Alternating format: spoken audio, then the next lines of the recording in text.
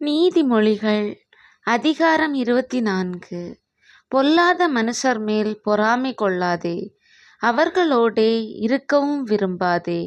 அவர்கள் இருதயம் கொடுமையை யோசிக்கும், அவர்கள் உதடுகள் தீவினையை பேசும்.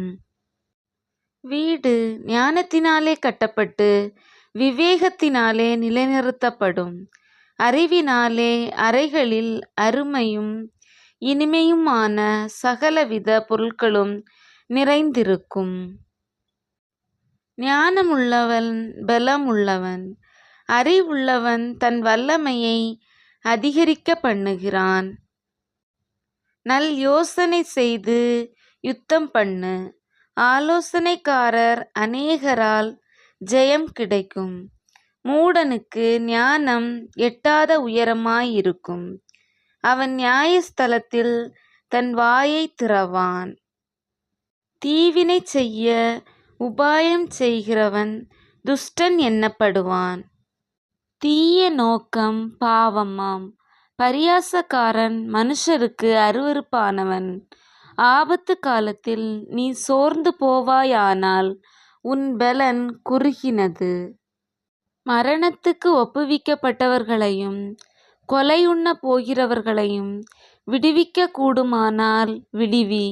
அதை அறியோம் என்பாயாகில் இருதயங்களை சோதிக்கிறவர் அறியாரோ? உன் ஆத்துமாவை காக்கிறவர் கவனியாரோ? அவர் மனுஷருக்கு அவனவன் கிரியைக்கு தக்கதாக பலனளியாரோ? என் மகனே, தேனை சாப்பிடு, அது நல்லது.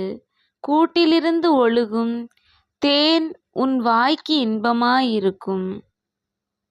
அப்படியே ஞானத்தை அறிந்து கொள்வது உன் ஆத்துமாவுக்கு இன்பமாயிருக்கும். அதை பெற்றுக்கொண்டால் அது முடிவில் உதவும். உன் நம்பிக்கை வீண் போகாது. துஷ்டனே, நீ நீதிமானுடைய வாசஸ்தலத்துக்கு விரோதமாய் பதிவிராதே, அவன் தங்கும் இடத்தை பாழாக்கி போடாதே. நீதிமான் 7 தரம் விழுந்தாலும் திரும்பவும் எழுந்திருப்பான், துன்மார்க்கரோ தீங்கிலே இடருண்டு கிடப்பார்கள். உன் சத்துரு விழும்போது சந்தோஷப்படாதே, அவன் இடரும்போது உன் இருதயம் களி கூராதிருப்பதாக. கர்த்தர் அதை காண்பார், அது அவர் பார்வைக்கு பொல்லாப்பாயிருக்கும். அப்பொழுது அவனிடத்தினின்று அவர் தமது கோபத்தை நீக்கி விடுவார். பொல்லாதவர்களைக் குறித்து எரிச்சலாகாதே, துன்மார்க்கர் மேல் பொறாமை கொள்ளாதே. துன்மார்க்கனுக்கு நல் முடிவு இல்லை, துன்மார்க்கனுடைய விளக்கு அணைந்து போம். என் மகனே, நீ கர்த்தருக்கும் ராஜாவுக்கும் பயந்து நட. கலகக்காரரோடே கலவாதே, சடுதியில் அவர்களுடைய ஆபத்து எழும்பும். அவர்கள் இருவரின் சங்காரத்தையும் அறிந்தவன் யார்? பின்னும் ஞானமுள்ளவர்களின் புத்திமதிகள் என்னவெனில், நியாயத்திலே முகதாட்சணியம் நல்லதல்ல. துன்மார்க்கனை பார்த்து நீதிமானாயிருக்கிறாய் என்று சொல்லுகிறவனை ஜனங்கள் சபிப்பார்கள், பிரஜைகள் அவனை வெறுப்பார்கள். அவனை கடிந்து கொள்ளுகிறவர்கள் மேல் பிரியமுண்டாகும், அவர்களுக்கு உத்தம ஆசீர்வாதம் கிடைக்கும். செம்மையான மறுமொழி சொல்லுகிறவன் உதடுகளை முத்தமிடுகிறவனுக்கு சமானம்.